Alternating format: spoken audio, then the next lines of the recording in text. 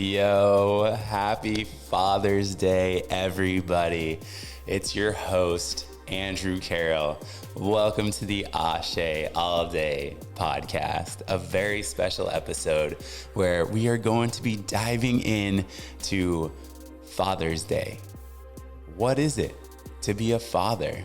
Maybe you're a single dad. Maybe you're still a full family unit. What does that really mean? What are some of the struggles that single fathers face, right? Look, it's me, your host, Andrew Carroll, and today's Father's Day. So first and foremost, happy Father's Day to all you dads out there. You are incredibly important to the overall well-being of our society. Whether you are with your kids every moment of every day, or whether you get visitation, or maybe you don't even get to see them. What you do in your life as a father, as a man, still matters. And it matters in a huge way. This is a really important subject to me. This is a really important topic to me. And here's why. A lot of people don't know this, but I have children. I am a father. Yes, I am. Surprise. That's a part of my life that I keep really private. It's a painful box to open and to look inside of. All of my children are from previous marriages, and I love them each with all of my heart. They're absolutely amazing kids. They're doing incredible things. Just absolutely incredible. And I like to keep them out of this kind of conversation and topic. I try to keep that part of my life a little more private. That's for me, But today, I'm going to go in and I'm going to talk about it. And I'm going to share some of the struggles that I've had as a divorcee, some of the struggles that I've had in the legal system, and how that has played out in my life, and what are the ways that I have found to overcome or integrate some of those challenges that more and more continue to come up in conversations that I have with other men who are in similar positions as me. So we'll start off. I have three children. My son just turned 17. It's crazy. Yep, 17-year-old son. And then I have two daughters, and I don't get to see them very often. And the way that things are right now, my youngest daughters do not want to talk to me. They don't want to see me. And that's heartbreaking. It hurts. The last exchange I had with them was directly between us, and it was very clear that there were some other conversations happening in their lives that directly violate some of the guidelines that are provided in the court system. If you're familiar with divorce, if you're familiar with parenting plans, you know that you have a responsibility to never speak ill of the other parent. You have a responsibility to facilitate that relationship between the child and their other parent, that there are certain things that you are required to do by the court to ensure that those children have a relationship with their father or with the other parent, whatever that might look like. Now, there are some situations where that's not the case. Maybe the other parent is abusive, or there is danger or harm to the child. But in this specific situation, in my specific situation, I am not a danger to my children. I love them with all my heart. I do everything that I can to take care of them, and I do try to be an active participant in their lives. Having said that, when my children have made the decision that they don't want to talk to me, I choose to respect their boundaries. I leave the door open. I leave that conversation with, I love you no matter what. Whatever you're going through, it's okay. And I'm right here when you're ready to engage with me. Nothing will change. There's nothing that you can do that will ever cause me to stop loving you with all my heart, no matter how much this hurts. It's okay. Do what you need to do. There are people in my life who tell me, Andrew, just grab your parenting plan and go get your kids and do this and do that, and no one can stop you from having them during your time. But my response to that is, what kind of damage would I be doing to those children, to my children, if I did show up and say, you're coming with me, it's my time to have you, whether you like it or not?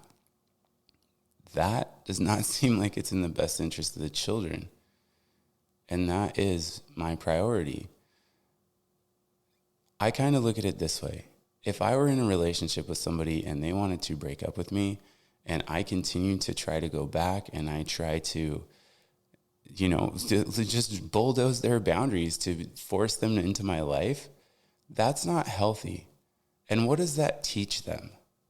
What would that be teaching my kids? Is that if they clearly express, like, I don't want anything to do with you right now, and I continue to try to push that line, it's just absolutely disrespectful. It treats them as though they have no agency. It doesn't respect who they are as people. Whether or not I believe that this situation is right, I have a responsibility in loving and respecting them, that when they express their needs to me, to create a space wherein they understand that I love them, that there's always space for them in my lives, and that I am here as soon as they want to come back, or as soon as they want to open the door and be with me. So that's the situation that I'm in. And when I was financially more abundant and living overseas, I did everything I could to pay for their stuff, or to offer to fly them out, and to just provide them this experience of like living in Europe and doing all kinds of things. And there is nobody on the planet who can even come close to making an argument that's not in the best interest of the children. To be able to provide children an opportunity to live outside of the United States for an extended period of time in a safe environment where there is travel and culture and exposure and opportunity and experience, you cannot make the argument that that is not in the best interest of the child. You can't do it. It can't be done. When that was happening, the relationship was such that they were not allowed to come and visit. Even so far as there were statements made that, oh, he'll try to kidnap them, or he won't bring them back, or this and that and the other. And I worked for the Air Force at the time as a civilian. I had a government job at a very high level.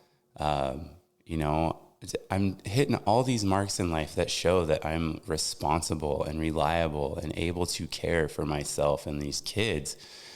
And still, at every step of the way, my hands are getting chopped off in the court, just by the other parent, in ways that I don't understand. I don't fully understand, and I don't have to understand. But what I've learned in sharing this story with other men and other fathers specifically is that I'm not the only one that this is happening to. I want to just let that sink in. I am a father who desires deeply to spend time with his children. They are not easily accessible to me at all. The other parent does not facilitate our relationship. When we show up to a hearing or a court date to redo a parenting plan or this and that, I show up with integrity. I'm honest. I am clear about everything. I don't try to disparage their mother. Even I'll be totally honest, I openly wept in court last time because all of the things that she had submitted as evidence, or in her affidavit, whatever it's called, against me were HIPAA violations. She had accessed medical records that she wasn't allowed to, and all of it had been submitted. All this craziness, just absolutely crazy. And I just said, you know what? I'm not going to do this. I'm not participating in this mudslinging. We're both good parents. There is no reason that it should come down to this. And I had shown up with a plan to be aggressive and to be combative and to like make statements and rebut. And that's not what's important. It's not what's important. What's important is the time with the kids and being able to help shape them into incredible young women. And they're missing out on so much. They have a great life, and I'm not discounting that. And I struggle to sit here and say that they have a good mom. I mean, everybody's doing the best that they can, right? Myself included. And it's very difficult because that's dualistic, right? To say that she's good or bad, that's a dualistic mindset. The truth of it is that she's doing her best, and I can't project any further than that. Anything outside of that is just speculation and assumption, and that's not healthy or useful. What I can do is comment on the way that the interactions go, and the way that it feels to me is that there's still unresolved issues from our relationship and a lack of forgiveness that impedes her ability to engage with me. Because, and I will own this right here, right now. I was a terrible husband. I cheated on her. I lied all the time. I was disengaged. I was dissociated. I was not a good husband. But relationships take two people. I will own everything that I did in that relationship. And I forgive her completely for everything that I experienced with her in that relationship. What it comes down to is that all of the issues in that relationship, I'm 100% responsible for what I contributed. I am 100% responsible for me and how I showed up. What she did, that's up to her. That's on her. All that stuff. But I allowed myself to be treated that way in relationship with someone else. And that's not her fault. That's not her problem. None of that stuff is. But to continue to carry that on and into this space now, it is negatively impacting my relationship with my daughters. And that is something I can't reconcile. I don't understand. I don't know how to do that. And so when I do seek the assistance of an attorney, it comes down that almost every attorney has told me the same thing. Like, yeah, we see it in court where someone gets caught lying on the stand and nothing will happen. A friend of mine is an attorney, and he told me the first time that he saw that in court, he was like, "Oh yeah, gotcha, there it is," waiting for this person to get arrested and like all the stuff that we think, right? When we think about, oh, so-and-so got caught lying on the stand, they're going to go to jail. Not so much. Really just like straight up bypassed it, just walked right by it. So how many times are you going to put your hand on a hot stove before you learn your lesson? I can be a little thick-headed and stubborn, so I've put my hand on a hot stove a few times in court, trying to get more time with my daughters, trying to get more equity in the relationship, trying to just get some support from the system that is supposed to be there protecting the best interests of the children. And my original parenting plan started out with 50-50 time, like all this stuff. It was pretty good. Every single time I've gone back to that well to draw water and a new parenting plan, less and less and less. Yeah, less and less and less time. Less and less and less contact, less influence. And so this is one of the biggest pain points in my life. It truly is. It's one of the biggest pain points in my life. And so when someone says, you just got to keep going, how much more is there before they take everything away from me? And now my kids have this skewed view of like, I don't love them and I'm unavailable. They don't take my calls. The other parent doesn't facilitate that relationship. The court doesn't seem to be willing to support my relationship with them. So what can you do, right? That's heavy stuff on Father's Day, but it's the truth of it. It's the truth of it. So what can you do? Well, we're going to lean into non-duality. What is non-duality? Really, it is the exercise, practice, and belief that we are one with everything and that everything is a part of life. It's not good or bad. This is the way that life is right now, and I accept that with radical acceptance, with effortless truth, and I will keep moving forward and building everything that I can. Right now, as it stands, unless something changes drastically, and nobody knows this, but college covered. Yep, that's handled. My kids will have assets when I die. I have been building an empire for them, and I have been building things for them that I didn't have access to as a kid. And no one is, I'm not quite sure, but I don't think there's much in the Carroll family vault that will be passed on to me. So I am actively out here building and creating a world and a legacy for my children that they don't even know about. But I do. And so when this stuff comes up and people are slinging mud at me, I am that grounded, resolute lightning rod that takes it all and is immovable. You will not shake me. Yes, it hurts. That's fine. So what? I'm building and creating and doing and growing and healing and integrating and improving. And I'm living a life that does fulfill me. And when my children make the decision to come back, to be with their dad, to see their dad, to reestablish relationship with me, I will be more than ready. I will be more than ready at any time, at any place that they decide that that's what they would like. So what are you doing right now? I ask you. How do you handle these situations? I know for me, there were times when I would turn to alcohol or other relationships or sex and drugs, the party lifestyle, right?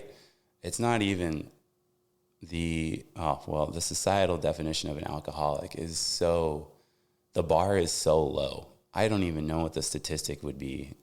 We could make something up, but I'm not even going to suppose to do that. A lot of people by definition are alcoholics, but we would never call them that. A lot of people are recreational drug users. The amount of people who offer me cocaine is amazing.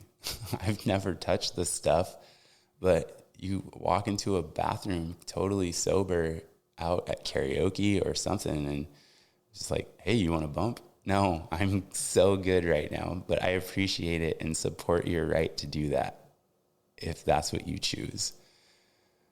I care about you and it's going to be okay, right? There's so many distracting and dissociative coping strategies that really put it out there on the table that these are the issues. Don't look at them right now. These are the problems or the feelings. Don't feel that right now. And what happens when you do that is you're bypassing it. You're ignoring it. It's going to kill you. It's truly going to, it'll give you cancer, Alzheimer's, fibromyalgia, all these stagnant and trapped emotions based on trauma and feelings and pain, guilt and shame will physically manifest in the body as illness and disease.